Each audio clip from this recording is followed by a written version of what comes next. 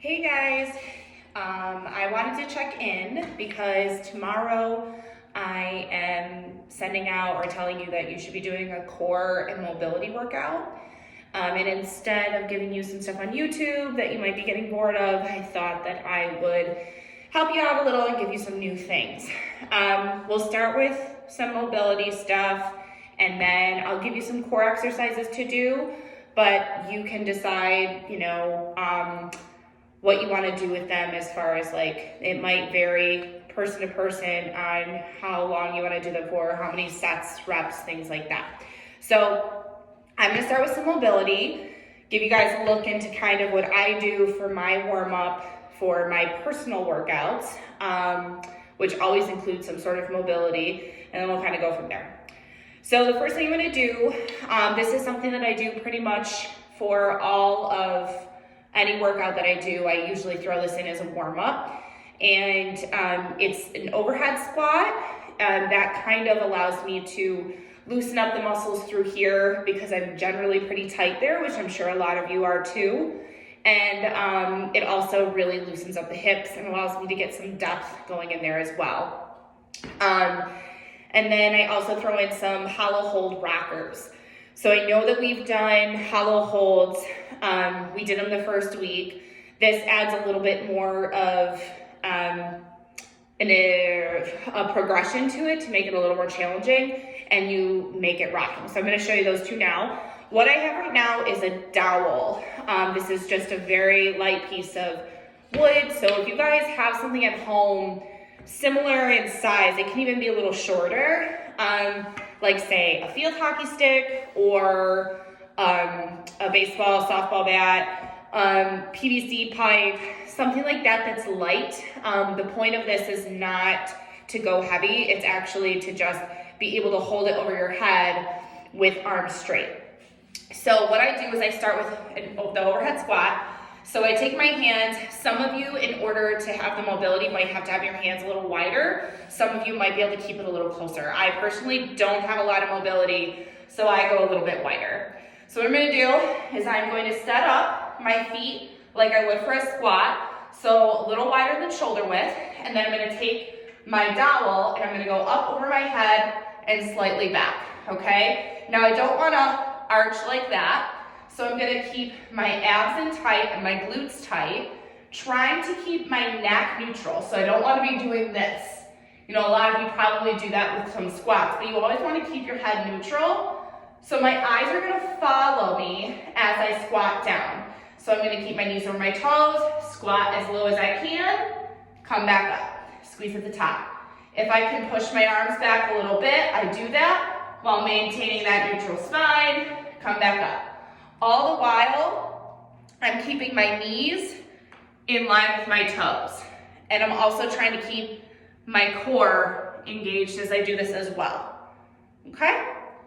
So I'll do about 5 to 10 reps, nice and slow, really working on those shoulder muscles. Okay, so the hollow hold rockers. Now this one, you don't have to do it with your dowel or your PVC or your bat, whatever, field hockey stick, whatever you have. It just adds a little bit more of a challenge in order to keep those core muscles engaged.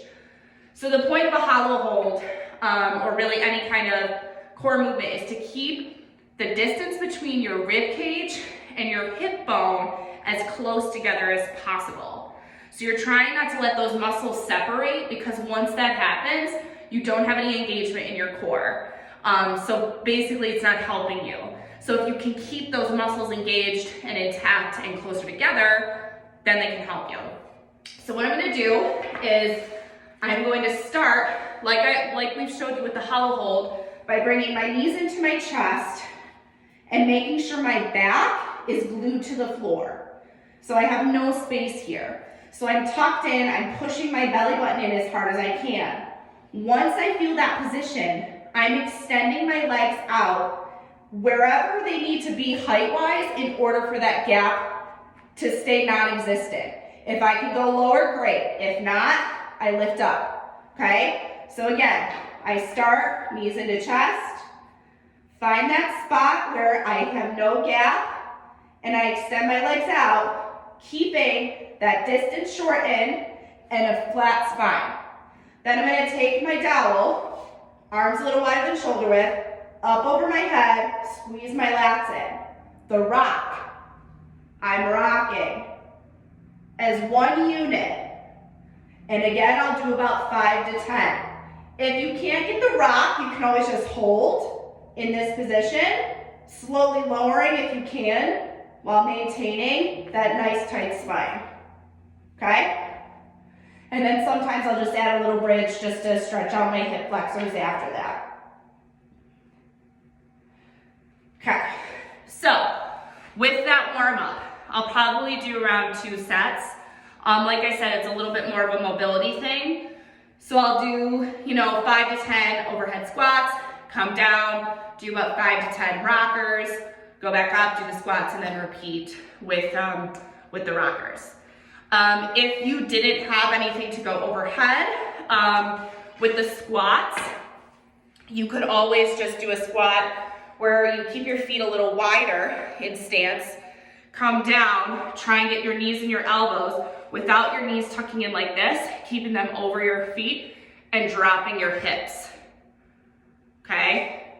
Coming up, dropping your hips. Now if I did that from the side, watch that my heels stay on the ground.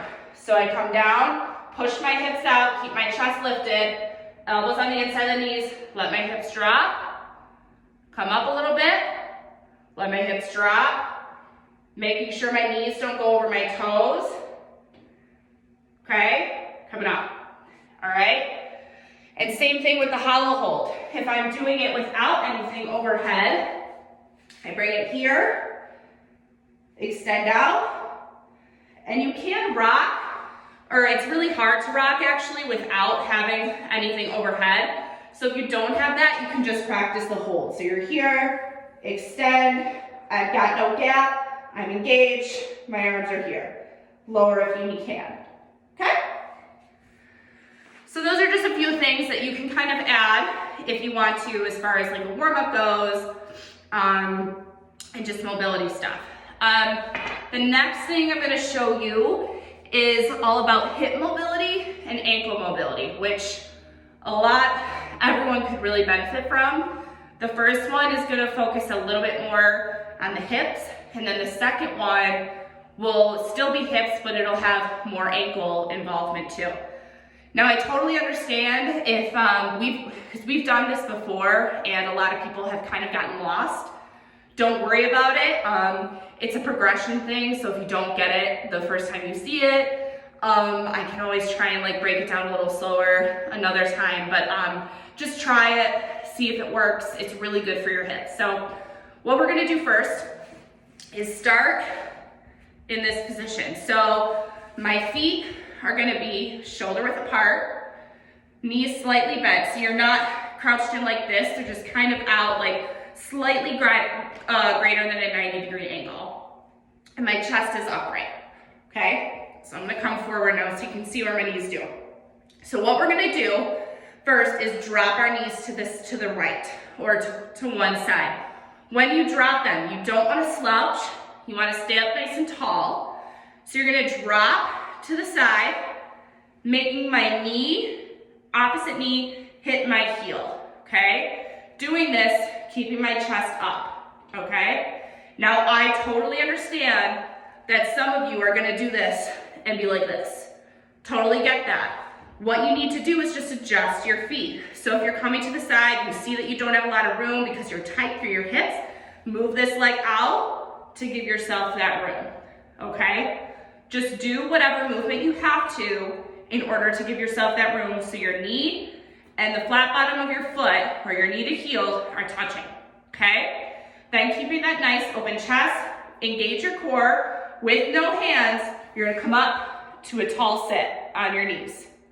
This is where you will also get a nice hip flexor stretch. So you're gonna slightly lean forward, okay? So you slightly lean, you hold that for a second.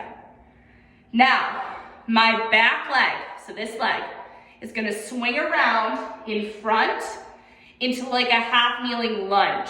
So we've done that hip flexor stretch before where we've been on the ground and we've been kneeling with one leg out, this is the position we're gonna go into.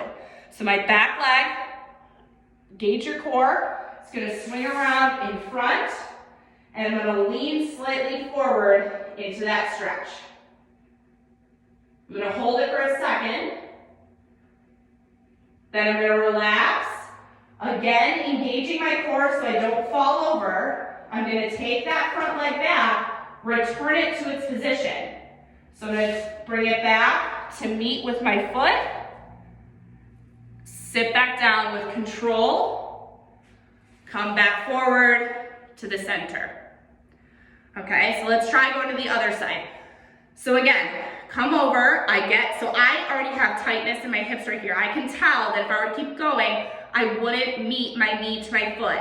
So what I'm gonna do is I'm gonna move this foot where I need it to go in order for me to be in a nice tall position right here, okay? So my knee is touching the flat part of my foot. Okay, now using my core, I'm gonna sit up to my knees, okay? Now, back leg is gonna swing forward. After I'm done feeling this hip flexor right here, take this foot, swing it out in front, slightly forward. Sorry if you can't see me. Hold it for a minute, and then come back. Again, core tight, because you don't want to fall. Sit back, come back to center, okay? So with that one, once you get the hang of it, I would do it like 2 or 3 times each side. So that way you're getting full mobility, really warming up. The next one we're gonna do, you are always on the balls of your feet, like this, okay? So this one adds a little bit more ankle mobility into this. And that's really good, especially for you jumpers who are doing a lot of single leg stuff. You really wanna keep your ankles as mobile as possible. So that way, and as strong as possible, really, so that way they don't end up getting injured from all the repetitive movement you're doing on them, okay? So ball foot, all right? First thing I'm gonna do, we'll go one side at a time and we'll complete the cycle. So keeping my chest square forward the entire time, okay? I'm gonna drop my knee in. So again, I don't wanna turn. I wanna try and keep my shoulder square, drop my knee in, my toes are dug, and then back out, okay? All right? So after that step, I kneel down, I'm gonna flip my toes under and sit on them, okay? That's where all the ankle movement is coming in, from turning your toes under. Then, I'm gonna sit up a little bit. This top leg now is gonna move. It's gonna move back into that position where we were in that first sequence. So I'm gonna bring it back to meet this knee with this foot, okay? So this knee is gonna swing back, meet with the foot, sit back, sit up, feel the hip flexor stretch, okay? Then we're gonna come back, meet here.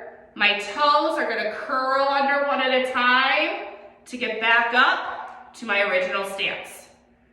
All right, I know this one is a little bit more challenging, but don't worry, as long as you're trying, your ankles are still really warming up, okay? So other side. So we're gonna drop the knee in, again, keeping my chest as square as possible for now.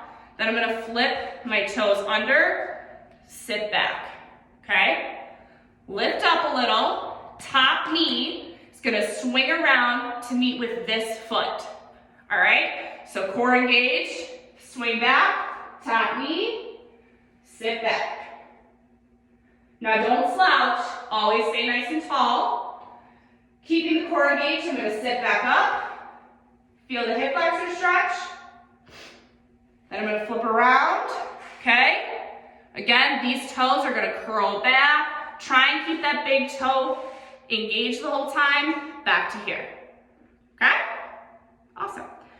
All right, so that is all the hip sequences I have for you today. So hopefully you feel a little more loose in the hip and hip flexor region. Now we're gonna go into some core stuff. So what I'm gonna do here is just demonstrate once, and then I will kind of let you guys determine if you need it, for how much time you need it. You know, you guys are doing a lot of this stuff on your own, so I'm sure you're figuring out like where your strengths and weaknesses are. Core, honestly, is something that anyone should work on at any time. You can never be too strong in your core, but you can certainly be too weak, and that can affect a whole number of things. You may not think it affects running, but it 100% does, or even with throwing, jumping, anything. It really affects everything. So any kind of core stuff that we give you, even if it feels silly or feels easy or whatever, just make sure you're doing it, and just make it more challenging for yourself in whatever capacity you need to. So the plank, I just want to go over this because I want to make sure that you guys are actually doing it right and engaging all the appropriate muscles. So a lot of times when people do planks, I think they end up feeling it more so in their shoulders rather than their core, rather than the center of their body, which is where everything really should be distributed and where all the stress should be during that movement. So with the plank, again, no clasping hands together. We want to keep our fists parallel and our elbows parallel. You also want to keep your elbow directly underneath your shoulder. So you want to bring fists here, again, apart, not together. When I bring my feet back, now, if some of you know already that your lower back is going to dip, you do not have, you know, a ton of core strength yet, separate your feet, don't keep them together. That'll help you keep steady through there, all right? Those of you that know you have no lower back pain, it doesn't dip or it doesn't lift, get your feet together. That'll make it more challenging, okay? So, fists apart, elbows directly underneath my shoulders. I'm gonna bring one foot at a time back. Okay, so now I'm gonna make sure I'm in a nice flat line. If I feel like I'm forward, okay, all the stress is here. I wanna think belly button in, squeeze my butt, drive my elbows through the center as much as possible, okay? So that everything, right now I can wiggle my hands. I really don't feel any tension through there. Everything, if you notice, really closely I'm shaking because everything is tightened in the center of my body. My quads, my glutes, everything. Okay. So that's just a regular old plank. Now, I don't want anyone thinking, oh, Coach Kim is so weak. She started shaking after like 5 seconds. Not the case. It's actually because I was doing it right.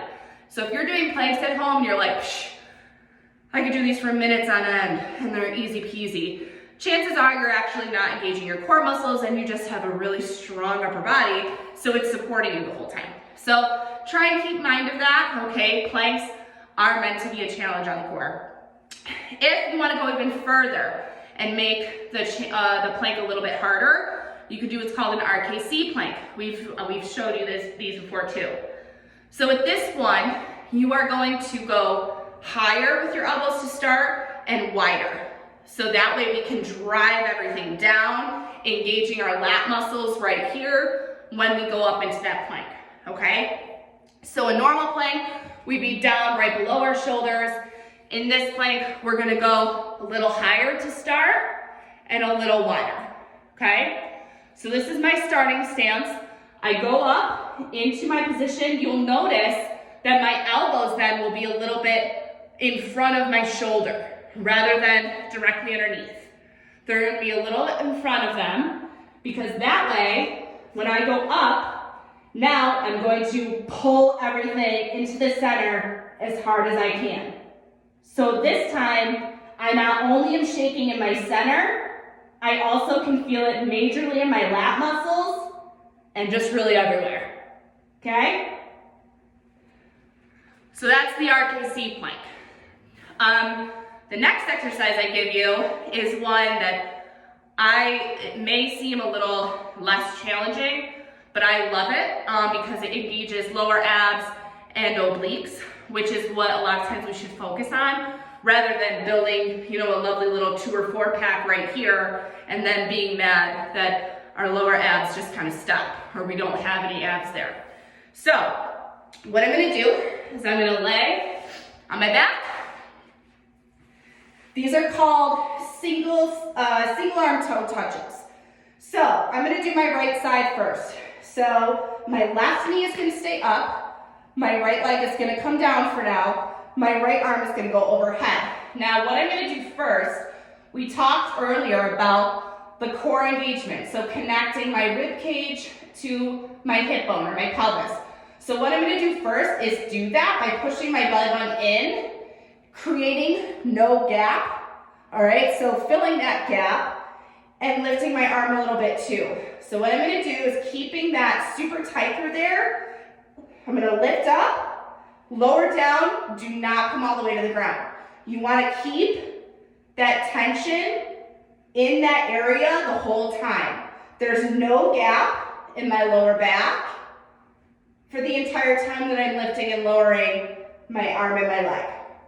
So usually I do about 10 to 20 on one side, depending on how hard my workout was before it, and then I'd switch. So then I'd relax, switch sides. So I'd lift my right knee up, left leg comes out straight, left arm comes overhead. Again, right now, I'm relaxed through my center, I'm not engaged, okay? I have a gap under my back. So what I'm gonna do is flatten, okay? Lift my leg up so that way I completely eliminate that gap. All right, so I've connected, I've kept the distance shorter between my rib cage and my pelvis, all right, or my hip bone. So again, other hand is here, I lift, lower down, do not come all the way to the ground. If you come all the way to the ground, you're gonna lose that engagement right here in these muscles, okay? So again, I do about 10 to 20, depending on what I've done earlier. If it's the only core exercise I'm doing for the day, then maybe I do more reps, okay? In between, to give my hip flexors a stretch, I'm gonna do a glute bridge hold, okay? So my feet are shoulder width apart. Again, I'm going to get rid of this gap. I'm gonna flatten my back, squeeze my butt, push my belly button in, hands at my sides, drive my hips up. Now I'm gonna hold this, usually for anywhere from 20 to 30 seconds, not letting my muscles come untightened or unengaged, okay? If you do this right, guys, you not only should feel it in the back of your legs, but you should also feel your core, especially after doing your core exercise, okay? So I'm stretching out here too, giving that a little breather, and then relaxing back down, all right? And I give my legs a little bit of a relaxing time afterwards, stretch out through the middle, everything like that, and then I would repeat it all, okay? So, I know a lot of you probably think that the glute bridges are pointless. They're really not. And again, I will say, especially for people who are doing a lot of takeoffs off of one leg, so the jumpers, jumpers, throw, really everyone, honestly. If your glutes are weak, you're gonna end up having more pressure on the front of your body, and you're gonna just end up having more pains and strains and aches in your hip flexors and inevitably having shin splints. And also, if you feel, a lot of times if your hamstrings start to tighten up, that a lot of times is not an indicator of the hamstrings being overused. A lot of times it's an indicator that they aren't used very often, and then when you try and do a powerful movement using them, they kind of seize up and they end up getting hurt because we're so reliant on these front muscles and we don't really take care of them. So make sure you're always adding in those glute bridges. It's never a bad idea to strengthen those back muscles, okay? That's all I have for you guys. So like I said, the mobility stuff, I know it seems silly, but try it. It may be difficult, but maybe if you practice it, it'll get better. Guys, especially, I'm sorry, I know it probably feels really awkward if you have very limited flexibility, but it'll help. So try all that for tomorrow's workout, and then with the core stuff, I've given you a lot of exercises to add. I'm sure you have your own favorites that you like to do. Do them all. Tomorrow is definitely a day to just focus on mobility, flexibility, some core strength, based on the Monday and Tuesday being a little bit of a harder workout. So you guys should have noticed that. Coach Evans has explained it, what the patterns of the workouts go, and Mondays and Tuesdays are usually more difficult, therefore giving you Wednesdays kind of more of a regroup day, all right? So take all that. I hope it helped. If you have any questions, feel free to reach out. I'd love to see any videos of what you guys are doing. It'll keep me more sane during this quarantine as well. So I just keep us updated, all right? Because you may be going crazy, we are also going crazy, all right? We will hopefully see you guys soon. Bye.